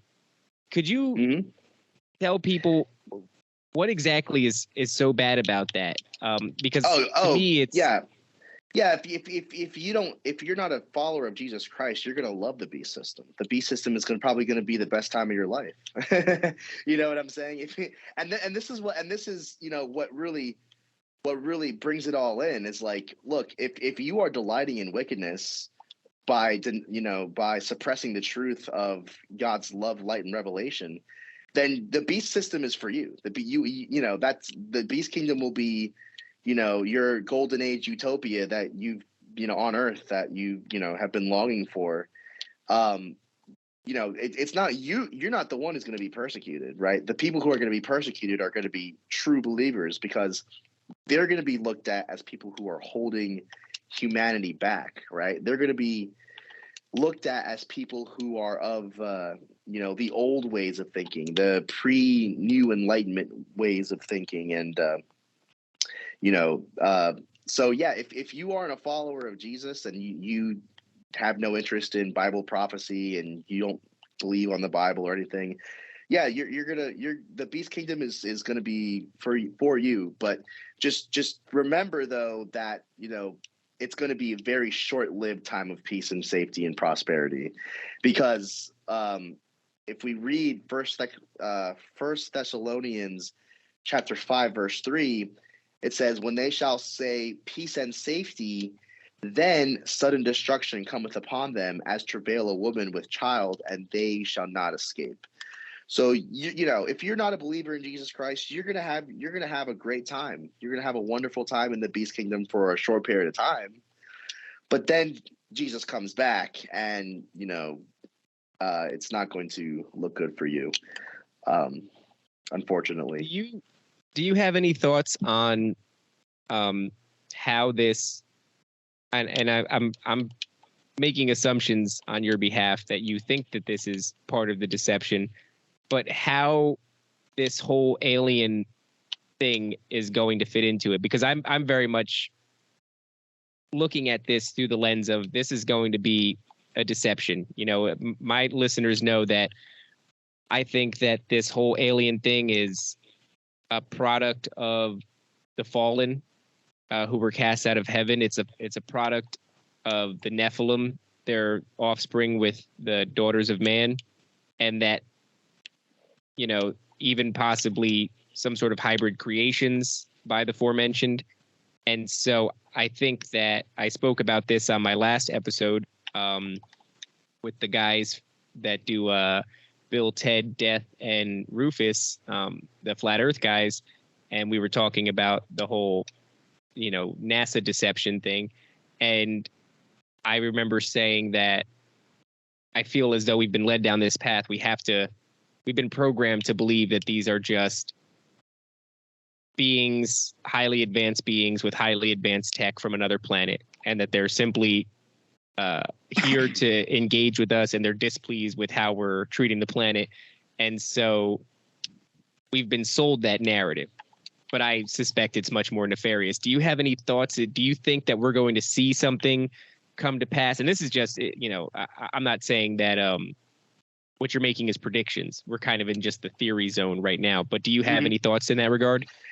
Yeah. So what's interesting? I've been saying for the past, I think for the past 2 years, that we're going to see this UFO narrative unfold on a mainstream level very soon, and that's exactly what we see happening now.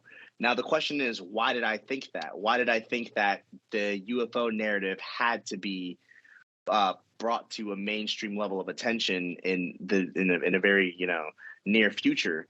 And that's for a couple of reasons.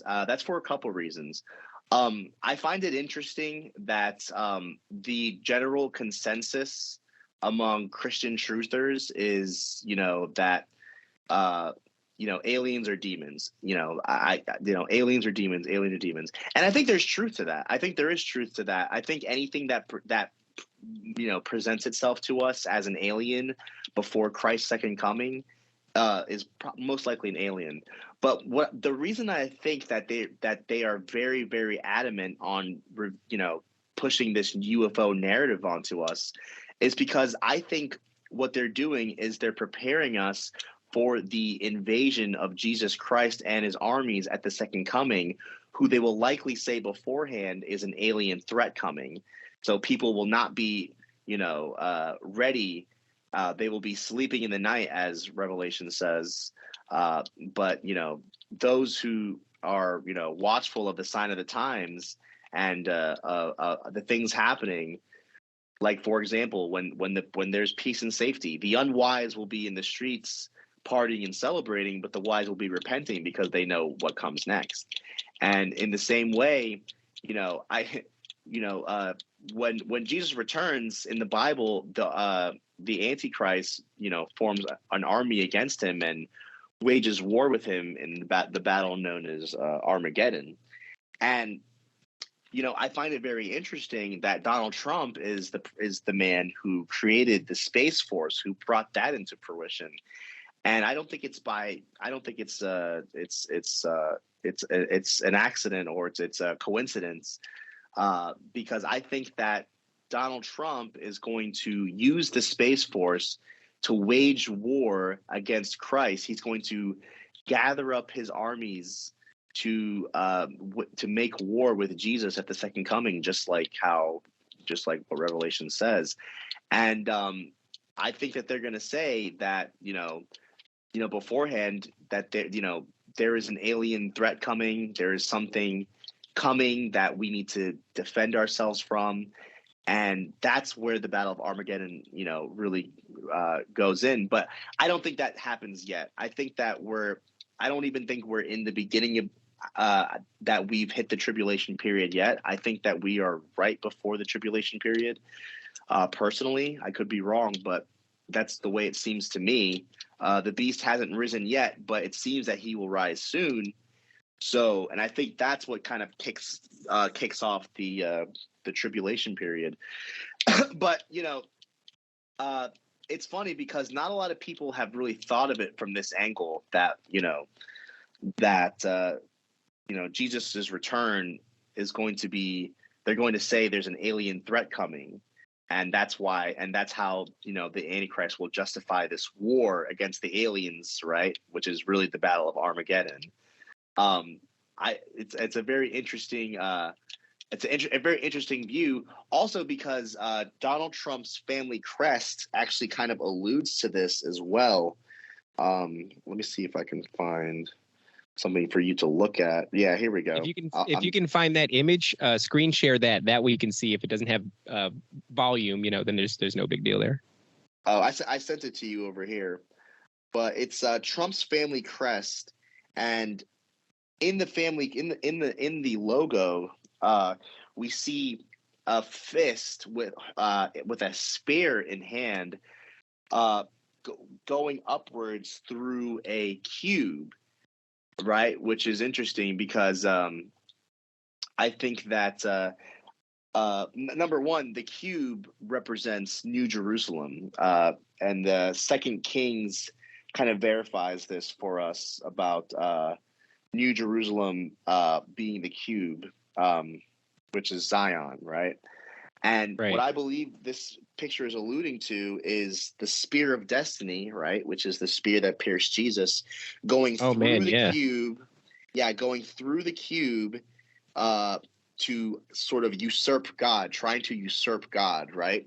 And I think that's what the logo is referring to. Interestingly enough, there's another interesting thing about Space Force. If you take, they sold these hats right before Space Force was officially created. I'll send it to you right here. And this hat was sold. Oh my God. Yeah, Donald Trump's official website. And if you flip the hat upside down, it literally mirrors the Baphomet. Yep. It's got this look. It's got the horns. It's got the star and everything. I mean, it's got the yeah. Oh my God. Yeah, it has the star and everything. Yeah, pretty crazy, right? But wow. Yeah, there's just so much. It's really hard to kind of sit down and talk about it because there's just so much. I don't even know. My mind is taking me to like 20 different things, and I really don't know how to, But the threads, I think the threads do a really good job at, just kind of boom, boom, boom, boom, But I definitely recommend to people to head over to your Twitter account because they're kind of painstakingly put together.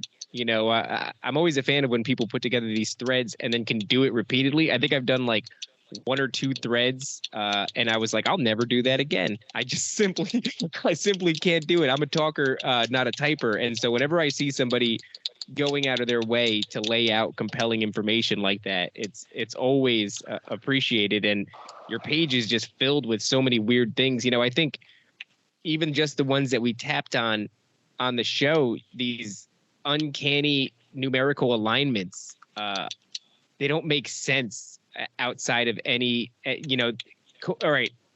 Rather, they cannot be coincidental.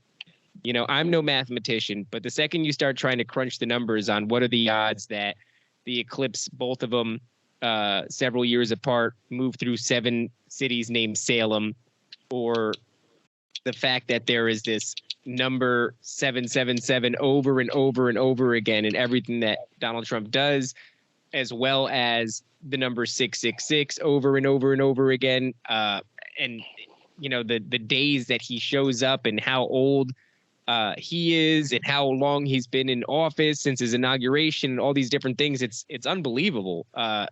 And even to the point where I think you're probably right. I don't even think he knows. There's something much greater at work here than Donald Trump. I probably would imagine that Donald Trump can't see very far past his own ego, which also makes me wonder how he sees himself in this whole QAnon thing.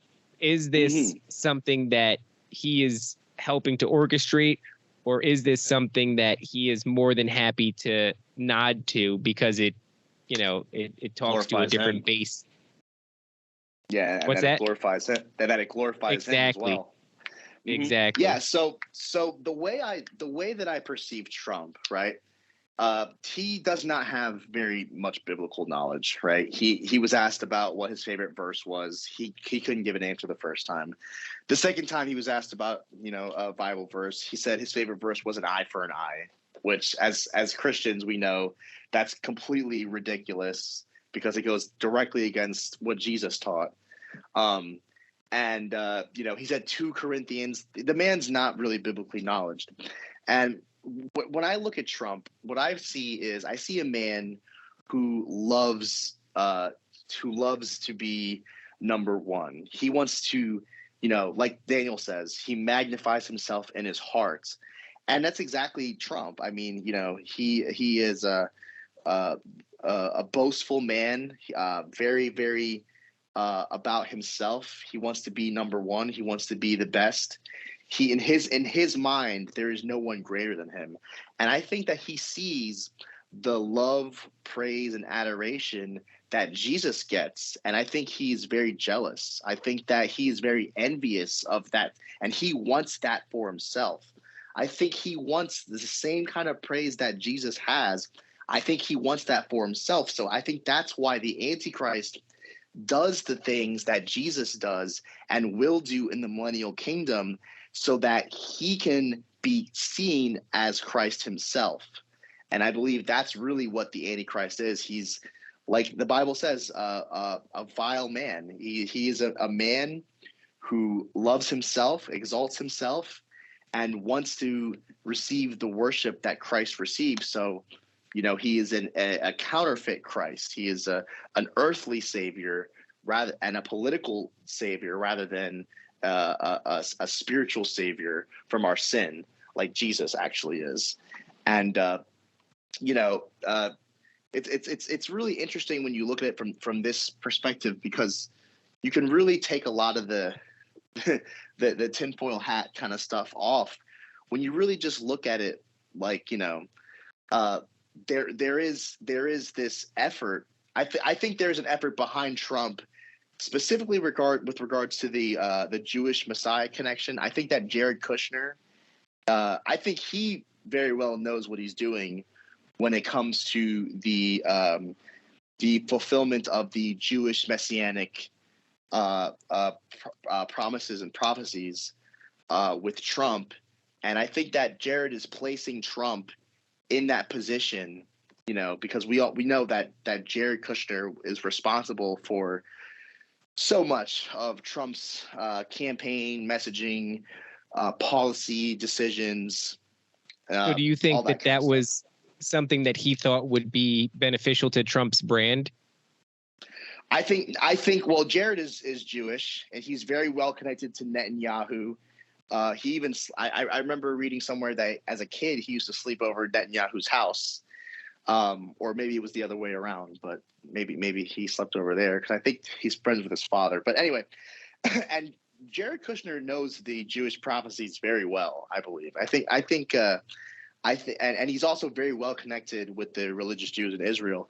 So I think that Jared Kushner he's the one who thought of like the Abraham Accords and to do this and to bring peace to the Middle East. I think he's the one who's kind of who's leading Trump into becoming this Messiah for the Jewish people. And Trump really doesn't understand fully exactly what's going on, but he knows that whatever it is, it's going to bring him praise and worship and adoration and all these and support, which is really what all Trump cares about, in my opinion. We're waiting on Trump to be verified as to whether or not he's a descendant of the biblical King David, correct? Yeah, we're waiting for that genealogical link, which I don't know will be like I think that they're gonna say he's a descendant of David. I don't think he's actually a descendant of. Yeah, I don't think he's actually a descendant of David, but I think that they're gonna say that he is, right, as to quote unquote fulfill these Jewish prophecies of the Messiah. Do you see? Yeah. Right. All these years being a conspiracy theorist and an internet sleuth and digging in the far corners of, message boards and obscure websites, I always had this inkling that there was a greater force behind this deception, this really long deception that's been happening over, as far as I can imagine that it's gone back throughout history. And I always thought that there was a twist somewhere, because there was no way that I started when I was 16 or 17 years old. And it was because of the music industry in particular and the symbolism in the music videos. And then that trickled into Hollywood. I was seeing the same same symbols in Hollywood, and I wasn't satisfied with the answers that I was getting. But I always had this notion that I wasn't so smart that I would see the trick. You know what I mean? Like, if there was really this great deception orchestrated by this mastermind somewhere, that transcends time, that I, as a kid, shouldn't be able to see it. And so I was always looking for the twist. And it wasn't until I fell for QAnon that I realized that I never saw the twist until possibly now with this whole Trump Antichrist potential. And I just want to tell people that, in the truther community, these people that, have a love for the truth and want to know and have a disdain for the people who have deceived us, it's not so easy.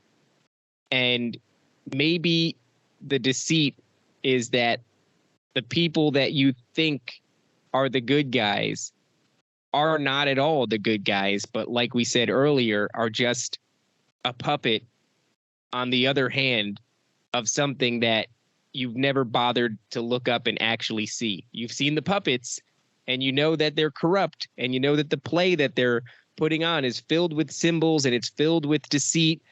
And sometimes you root for one puppet over the other, but you've got to pull back and realize that, oh, this deception is good, and it got me too.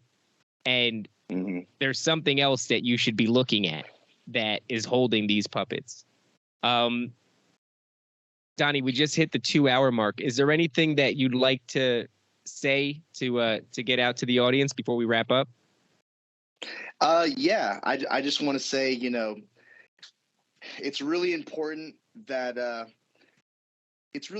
people understand that, I understand why people want to fight for this world and why people want to, shape the world in our image.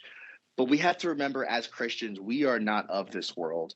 The world does as the world does because it is a fallen world because of sin. And that's not going to change until Jesus Christ gets back. So if we're putting so much optimism and hope in the world and the things of this world, we are setting ourselves up to be deceived. And that's always going to be the case, whether or not Trump is the Antichrist, because he might not be, right? This is all speculation. But, even if he's not, putting your trust in princes and putting your trust in men to, save our flesh is going to lead to deception. It's interesting because in Revelation, it says that the saints overcome the beast by not loving their lives unto death, right? How did the saints overcome the beast?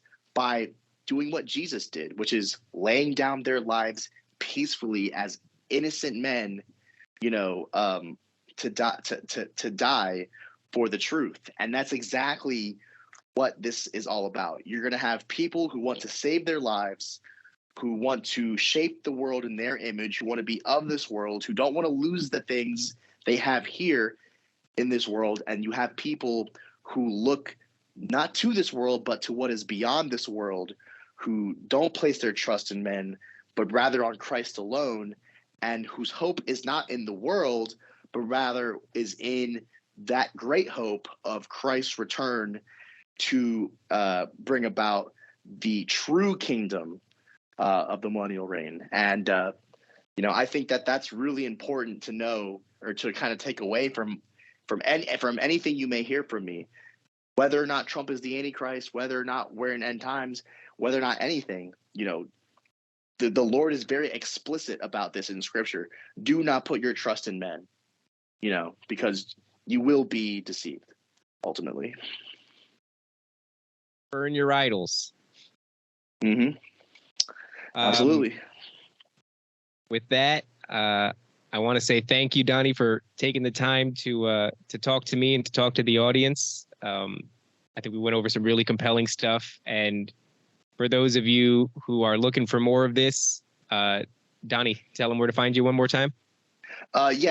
Twitter at Donnie Darkened, Telegram at Donnie Darkened, and you can even send me an email if you wish, DonnieDarkened@gmail.com. Yeah. Oh, and I'm also on Truth Social, but I don't post on there. I just lurk. Yeah, that's right under his nose, right? That's where he's posting all the most wild things. Yeah, it really is. So I go on Truth Social and take a peek at what's going on in that world, All right. Well, thank you very much, brother. I appreciate your time. Thank you very much for having me. I appreciate you. God bless you, and God bless everyone watching.